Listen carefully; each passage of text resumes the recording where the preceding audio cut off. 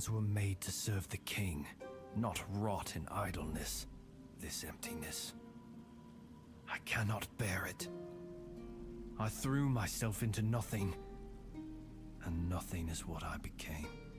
Nothing without my king. Nothing without my blade. No, no, no. Don't speak that name. It's a traitor's name, hateful and vile. Let it be cursed. Let it be forgotten. I died a traitor's death, trampled and torn apart.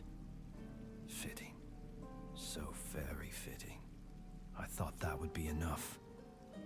But I failed him in life. How could one measly death be my absolution? I couldn't. I can't. I clawed my way out of the abyss, but came back empty-handed. Arthur? No. No, please. He cannot see me like this. He mustn't be made to look at me. My blade. My erendite. It remained behind. In the abyss. I cannot face my king without it. My sword belongs to him, as do I. But without it, I am nothing. I cannot kneel before him and offer him. If only I had my blade, I could serve again.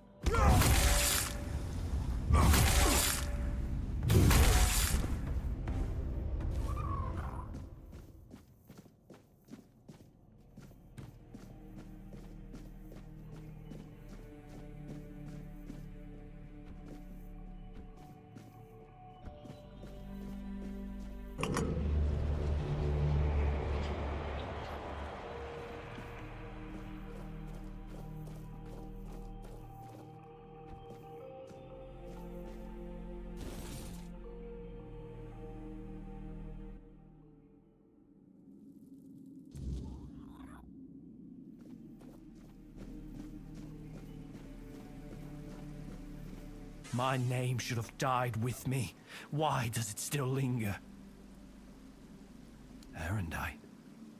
Oh, how I long to hold it again. Like I might be worthy. I know I am.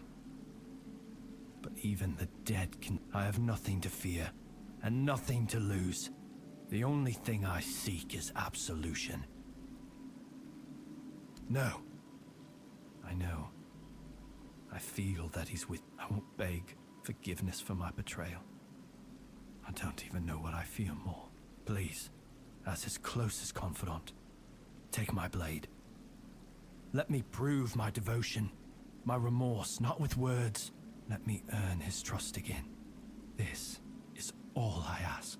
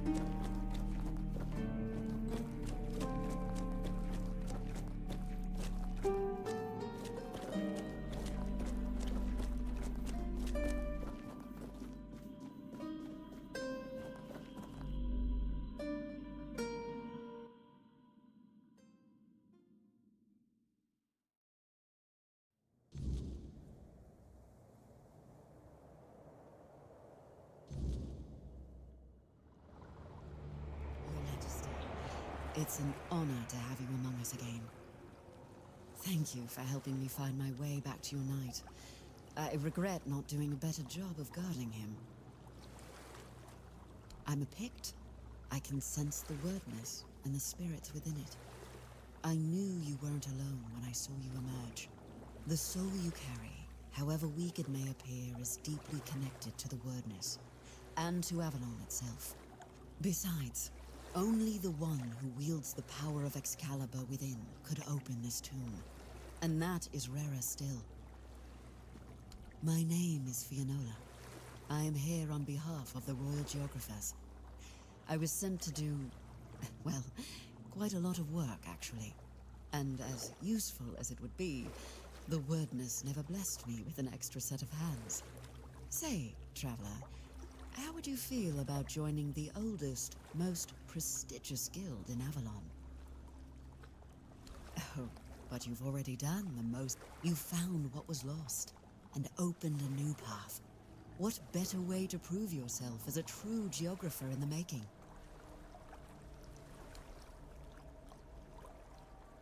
Yet you use our maps, don't you? Our work is vital, but often unseen. For centuries we've roamed this island, charting its every corner and noting the dangers that unsuspecting travelers might face. You should be more appreciative, you know. Avalon's nature is ever-shifting, ever-changing. The Wyrdness transforms not only living beings, but the land itself. Some places become unreachable, while others that appear are new to us. And there are those that have been forgotten, waiting to be rediscovered and brought into the light. Why wouldn't they? My kin are familiar with the Wyrdness in a way others can't be. With the fog thickening, we can reach places that have become inaccessible to most. Everything. Our most important mission is preservation of Avalon and the pillars it was built on. We were sworn to protect the tombs of the first knights, but they were lost to us. There were rumors that the tombs were sealed, and only King Arthur could open them. Turns out, the rumor was true after all. I appreciate your eagerness. The other tombs are scattered across Avalon, hidden and sealed. Wait, let your soul guide you. What is King Arthur without his faithful knights? Merely half a legend, if not less. They thrive by his side, and he thrives by theirs. And Avalon's foundations only grow stronger because of it. Sir Lancelot carries centuries of grief, and only serving his king once more can ease it. Another night still waits in the mist.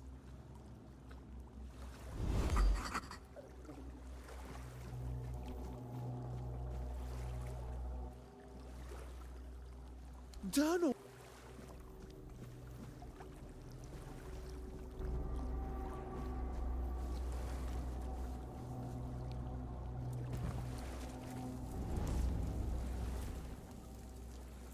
Oh, Lancelot.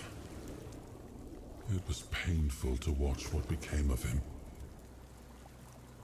Confident, steadfast, eloquent. Nothing like the tormented soul you've seen. He was admired by the people and by his fellow knights. He had quite the following, though he never seemed to care for it.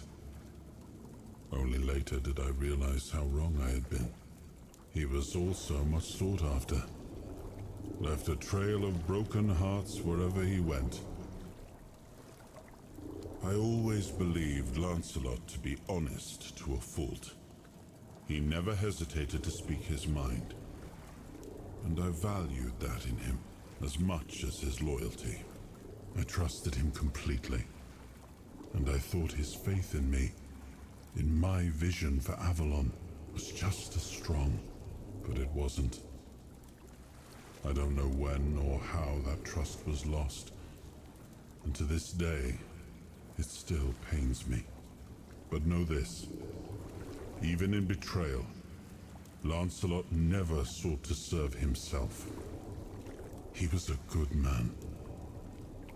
Yet even the best of men can falter and lose their way. I forgave him long ago. What saddens me is that he still cannot forgive himself. But I understand why. The rebellion he led hurt not only me, it wounded all of Avalon. To be the cause of so much suffering, perhaps...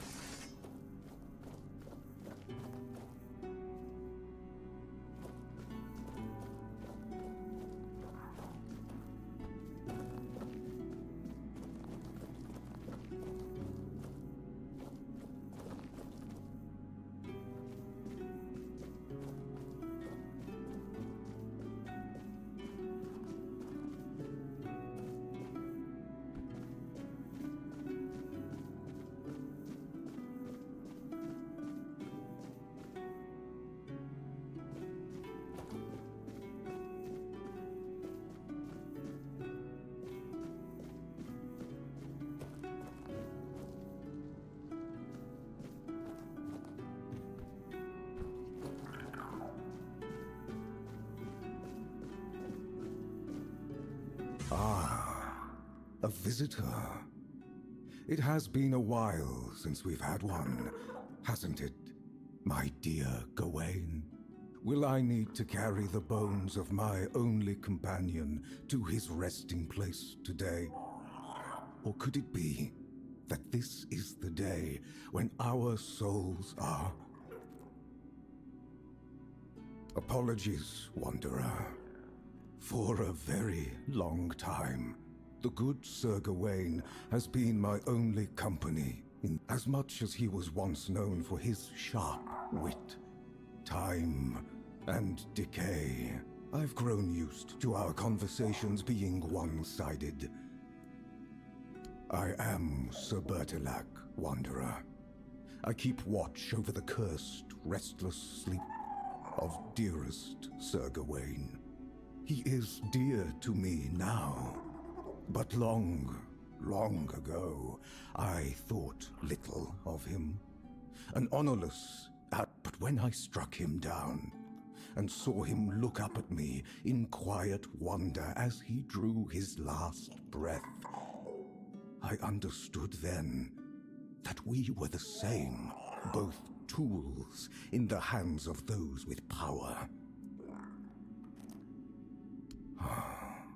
The endless, hateful dance of a pair of siblings so alike.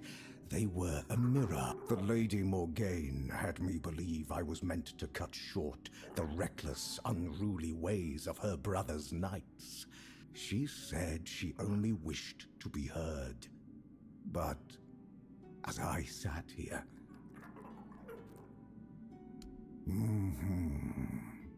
with cunning, with expedience, he was given a choice.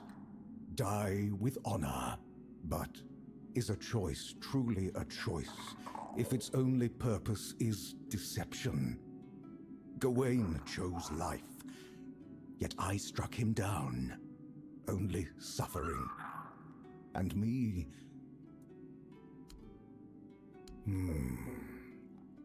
Challenge me, Wanderer. End my lonely vigil. And after I fall, take up my axe. Give my dear Gawain one last duel, and one final death. If you are the one the Lady Morgaine truly meant to punish, then at last we may find our rest. Now, so be it.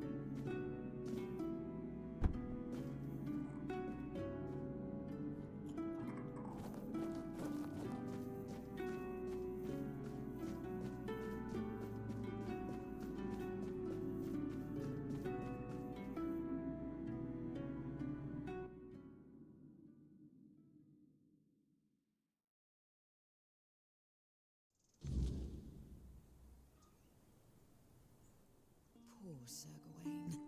The knight who gave his life for the honor of his king. He didn't deserve to be forgotten. At least now, he has a purpose once more. I've been dreading that question. I won't lie. You've already met them all, I'm afraid. I'm the last remaining member of the guild. Well, until now. You can see why I was so excited for you to join. A long life is a gift the Wyrdness grants to many, but to me, it's been even more generous than most. Maybe I'll live only as long as I'm needed, or maybe longer. Whatever the Wyrdness wills, I'll accept it. It's a bit more complicated than that. The Wyrdness is our fears, our desires, and the mark we leave on this world. It can be whatever we wish it to be, and we can become whatever it chooses to make of us. We are part of the Wyrdness, and it is part of us. It shapes us, yes. Not as well as the Foredwellers once could, but perhaps all we need is time. I was brought into the guild by Eleanor Dunn, a royal geographer who found the one dearest to her soul among my tribe. She lived among us for many years, but when her beloved became one with the Wyrdness, Eleanor was allowed to prepare her body for the last rites, yet never truly as one of us. My people accepted their bond, but never her, so she left, and I followed her, as a good daughter should. I met a few more members as I traveled with her, but over time, they grew fewer and fewer, until only I was left. But as long as one of us is still alive, so is the guild, and I won't let my second family be forgotten. We all want peace, but it rarely comes easily. The knights swore to protect Avalon, and now they have the chance to fulfill that oath. Sir Gawain will find his peace, as will you, and his majesty. But it will take effort from all of us. A strong king means a strong Avalon, and for that, he needs his knights. The Wyrdness is like a web. Without strong threads to hold it together, it tears apart. Every soul wandering Avalon is one of those threads. But the King Arthur and his knights once brought peace to Avalon. Their very presence helps to calm the turmoil. Sir Bertilac. From Gawain's executioner to his protector. There's no need to worry about him. His soul walks Avalon freely now, shining bright. I'm sure he and Sir Gawain will cross paths again, this time without the shadow of a curse between. Keep going.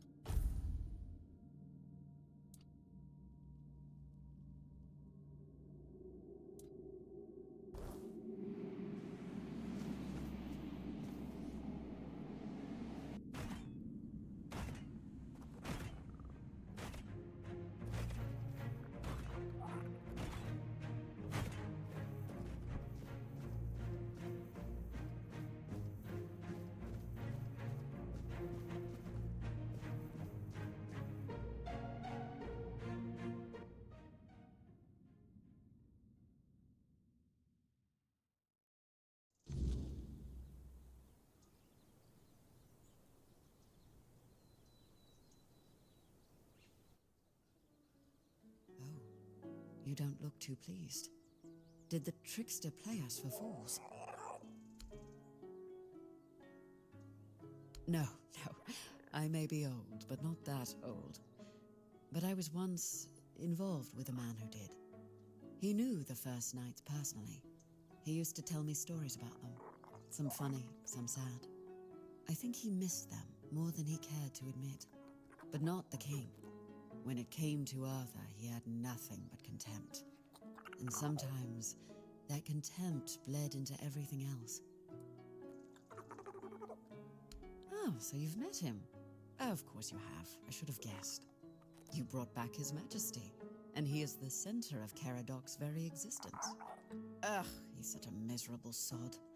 I'm sure he knows I'm around, but I'd kill for him to just come and say hello. He's a bitter man, and that bitterness darkened every bit of joy I tried to share with him. We were brought together by a special kind of loneliness. But while I see my life as an opportunity, and he may not be wrong, our circumstances are very different. Still, I wish I could have made him happy.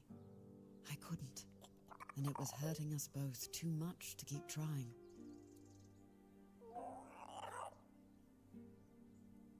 Well, you've seen it for yourself. He wasn't your average knight. He was always praised for his cunning and his devotion, both to his fellow knights and to the realm. But he was also a clever man, always thinking ahead. I suppose one lifetime of battles is enough for some. If he wishes to be left in peace, who are we to deny him? Another night still waits in the mist.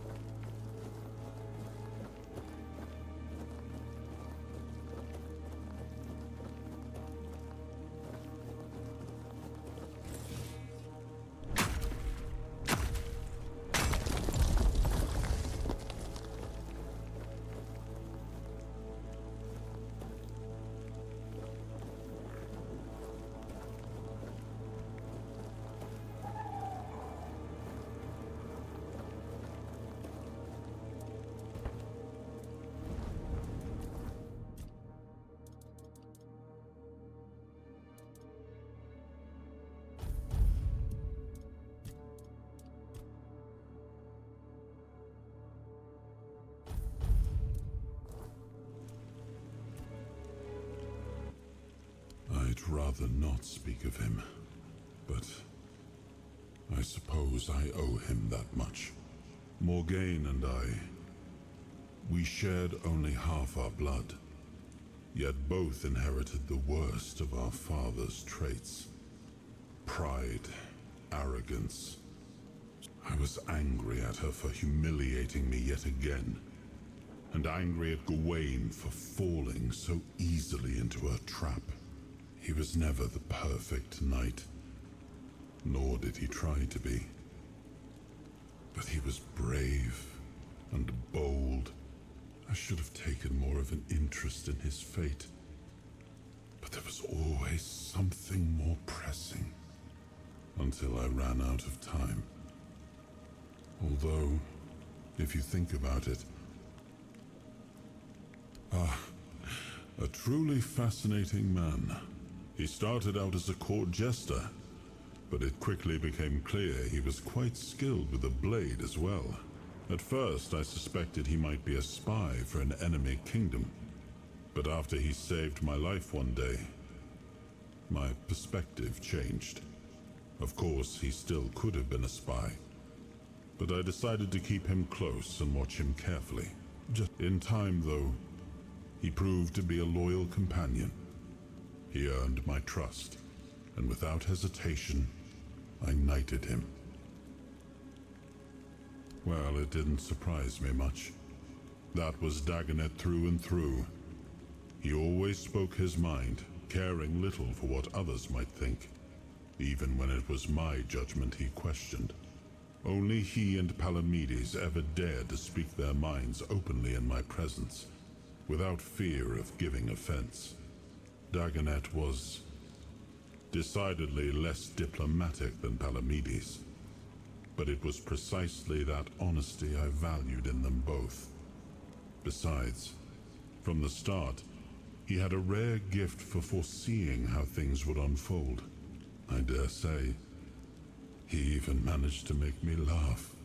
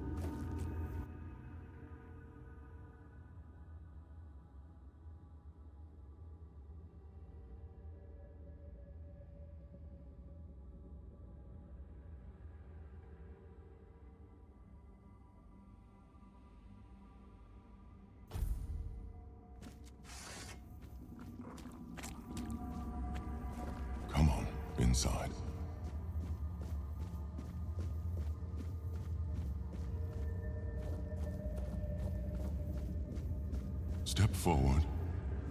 After all, you know me well.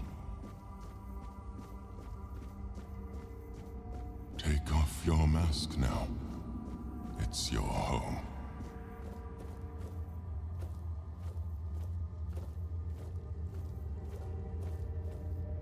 Welcome, little prince. Why the sullen look? Aren't you glad to see me? You finally made it here.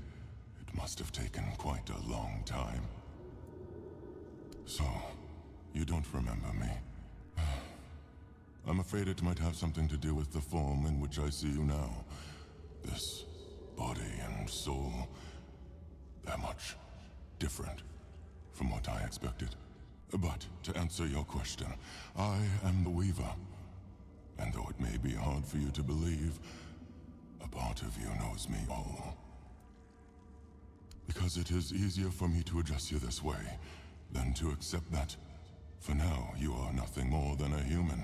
It is painful, but I must come to terms with it. It is a place where my prince was woven from the threads of pure potential. The Pale Lady was relentless in her desire to fulfill her vision of an offspring, modeled after those she watched so eager. It displeases me that you don't remember.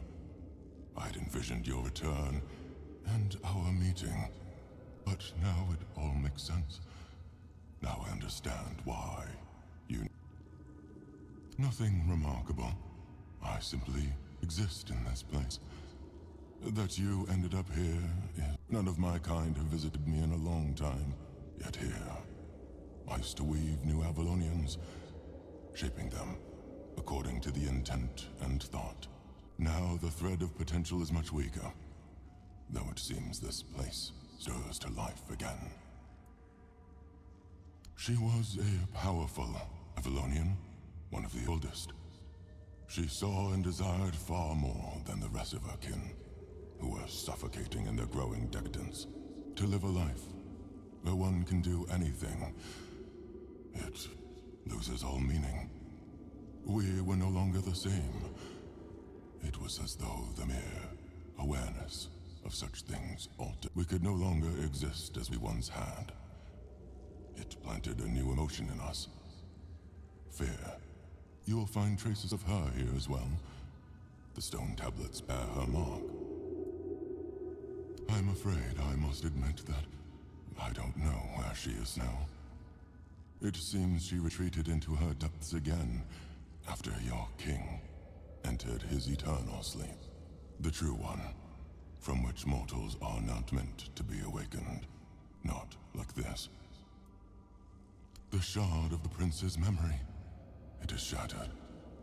Much like the fragmented memory of the king that lingers within you. I'd gladly speak with him, but something... I don't know all the details. What I do know is that after our prince was murdered by our kin, his potential, what you humans might call a soul. The prince had been deeply fascinated by humans, and so after his death he manifested in one of them. That person was Arthur, the man who would one day become your... He followed his mother's fascination. Much like her, he gazed upon the land of men. But he wished to go further. He wanted to experience being human. So he built the menhirs, meant to repel the Wyrdness. For us, the Four Dwellers, such a vision was both heretical and terrifying. Some of our kin could not forgive him for it. So... Arthur was a man, mortal like any other, but ambitious like few. But yes, his origins are far more complicated. This is a tale of two separate realities that, through a series of specific events, began to intersect, forming everything that has happened, and everything that will happen. And we, as you likely already know, have been pulled into all of this. Our meeting comes to an end. I regret how brief it is.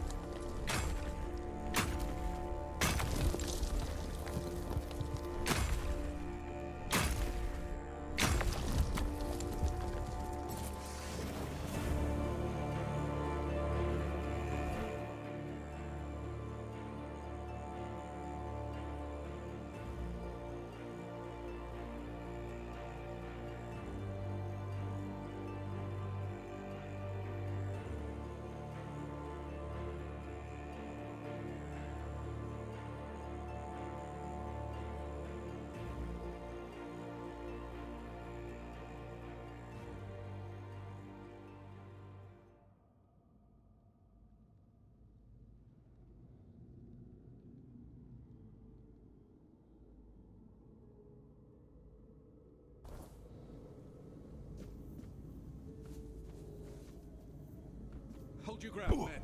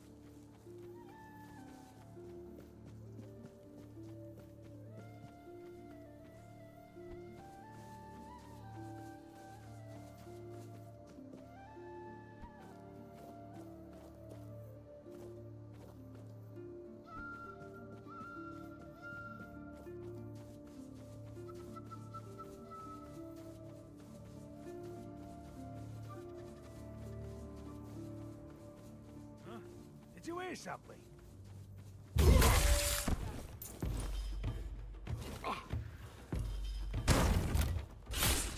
I'll get you back tenfold.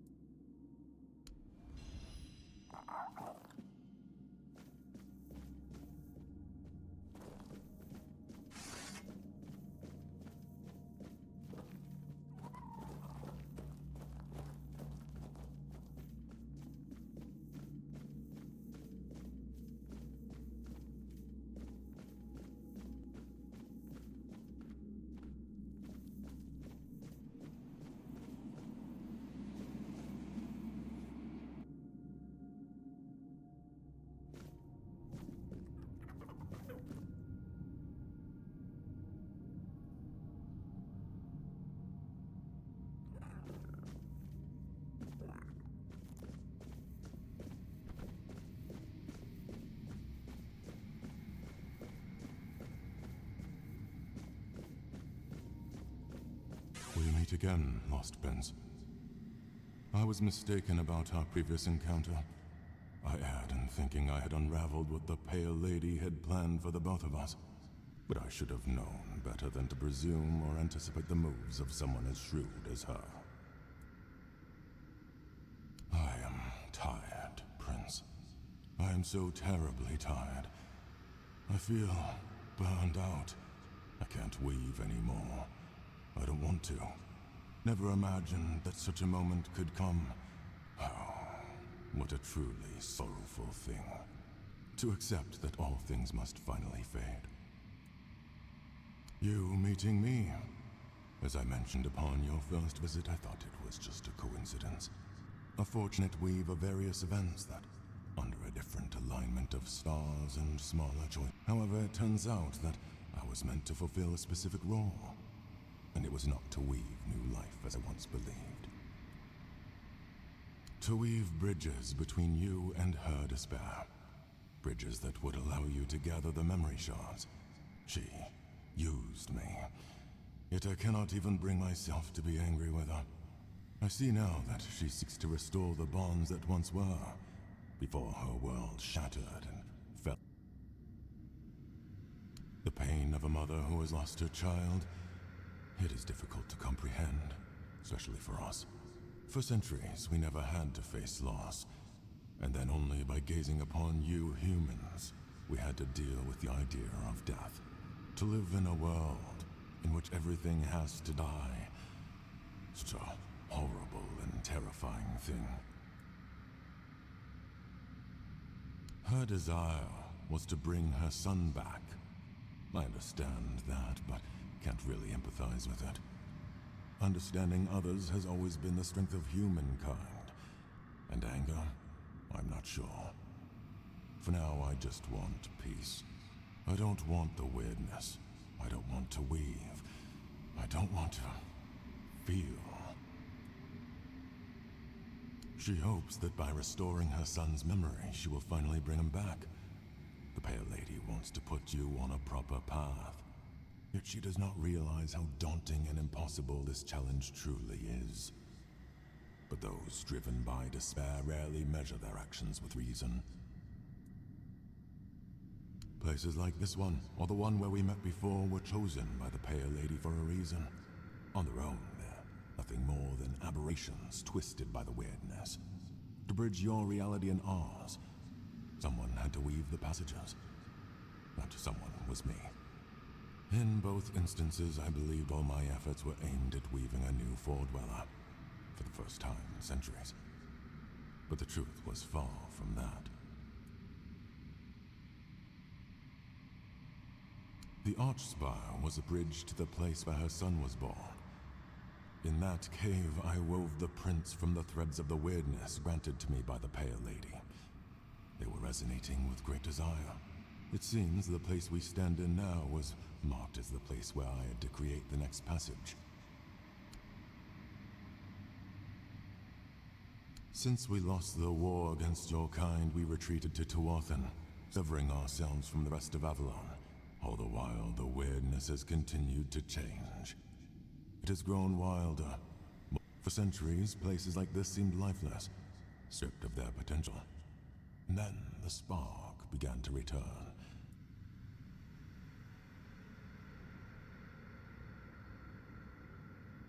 So it is true. I suspected that gazing upon the homelands by the Pale Lady and her son could not occur without disruptions. The knot grew tight. I do not dare to peer beyond my lost prince. I feel that what lies ahead is bound to a profoundly intimate and ineffably personal aspect of the Pale Lady. It is between you and Prince. It is. Leave me behind. I played my role in this spectacle. Hopefully that will grant me freedom. Farewell.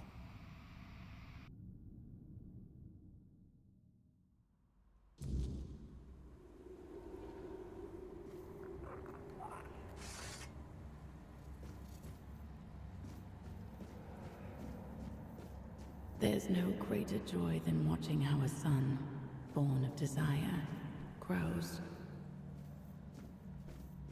There's no greater despair than watching how a son, born of one's own thought, perishes.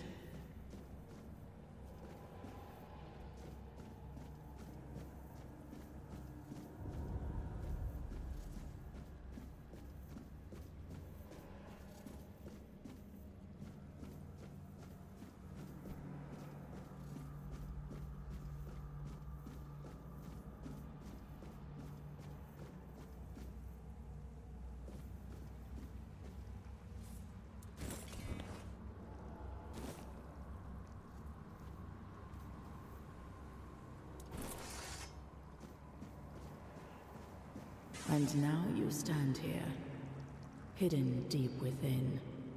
And even I cannot fathom what still torn, for you are not wholly him, my son, my prince of Tuathan. Yet there is a flicker of joy within me, for you carry the soul of another, whose life was chosen for my son. This means the fragments of memory I gathered and kept safe.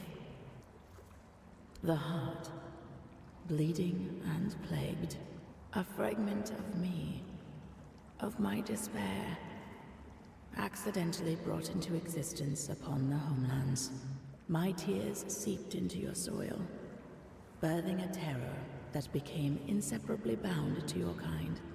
The Spectre, the Red Death. Unintentionally, I could not have foreseen what such an entanglement of our realities would bring. I could not have known the depths of pain wrought by the loss of a beloved child. When it started to spread, I couldn't find a way to stop it. I am so terribly sorry. Arthur believed that abandoning the homelands would stop the plague. The Red Church committed truly horrific acts in their desperate attempt to halt the blight. Yet, no matter what you humans do, the plague will always return. It's like a curse cast upon your kind, and so you will drown in my tears. I want my son back. You walk your own path, yet you will be faced with choices. I hope that, among them, you will find a way to bring my son back. However, I cannot impose my will upon you. It took me a long time to understand that not everything should be demanded by force. I believe so. And you are already working tirelessly toward this, whether you realize it or not. Since my son's fate became entwined with that of Arthur, the King of Mortals, it is necessary to reconstruct the soul of the ruler whose essence you carry within your heart. You will also need the fragments of my son's memory, the ones I so carefully concealed for you to find. Beyond that, the Weaver may possess something helpful.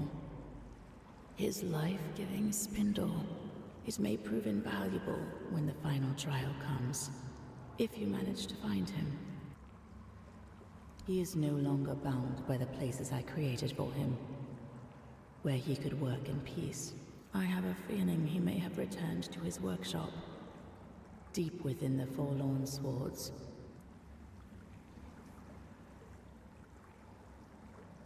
It is a tale about the Prince of the Four Dwellers, who unexpectedly became the king of humankind. Arthur, we are connected. In the homelands, he heard my call from beyond the mists. It guided him to Avalon. I met him during his journey. I gifted him with the sword, the specter of which you now carry within yourself. He is someone very dear to me. Someone I lost decades ago, whose soul found a new body in your lands. As you already know, we found a way to gaze upon the homelands. My son was fascinated by humans, fascinated by your impermanence and fragility. When one has to deal with entropy and decay, everything suddenly gains far greater significance, doesn't it? He must have desired to live the life of a human. Perhaps it is one of the most powerful manifestations ever achieved by a Four Dweller. Oh, the Weaver. I remember the spark of joy that lit up his pale face when he saw what emerged from the threads of Wyrdness I gifted him. A living being, brimming with such boundless potential. So vibrant with life. He always had a fondness for my child. He called him the Prince. In the homelands, I saw a powerful thing that we Four Dwellers lacked. It was love. One of many emotions I had to learn. We lived in a world where everything was potent and possible. It made us live a life where we were drowning in decadence. I longed for something more. Our emotional structure was much less complicated than yours. You were quite an inspiration. Yes, I am fully aware that my will to bring Arthur to the shores of Avalon brought war and ruin upon my own kin. What would you have me say? There are no proper words for this. I will simply fall silent. Draw your own conclusions. Yes, although that was a horribly distorted part of me. living as if it were another life. Now I feel more whole. The emptiness is sharper. The sorrow far more profound. Ah, yes. Bound to Arthur through kinship. They were close enough that some of my despair reached her as well. A different kind, however. She was able to find and gaze into it. I pity her.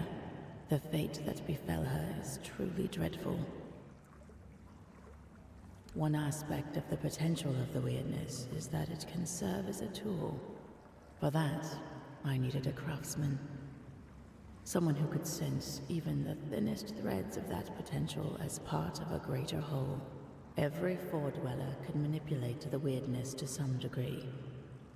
But not all did so with the finesse of the Weaver.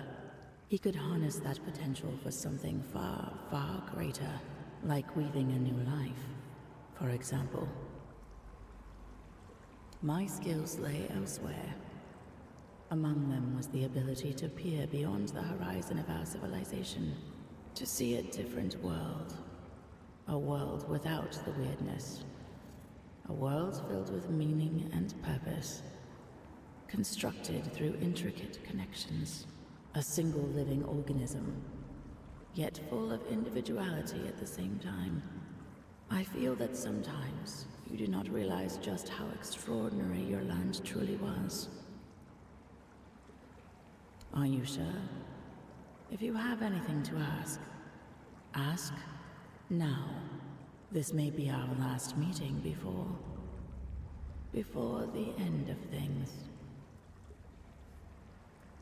I am listening. Are you? This may... So, it is done. I am glad my heart could host you. You leave this place with another shard.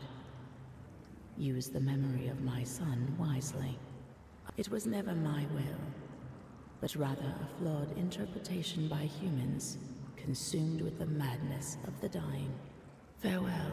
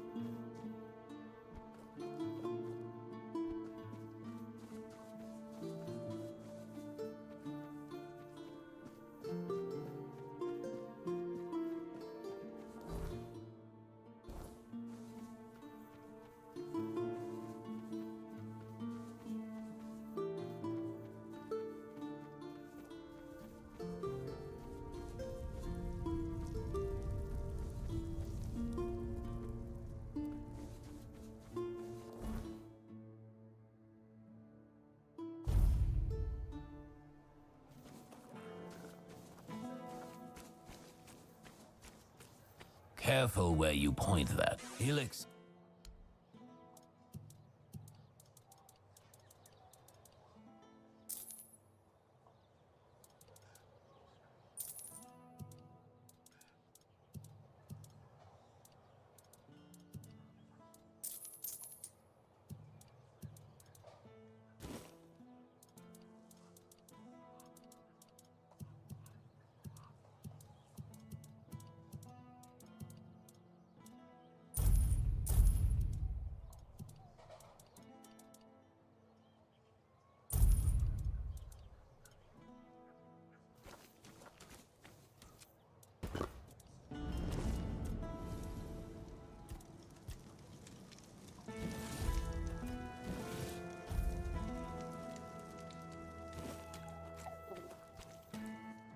Hello there.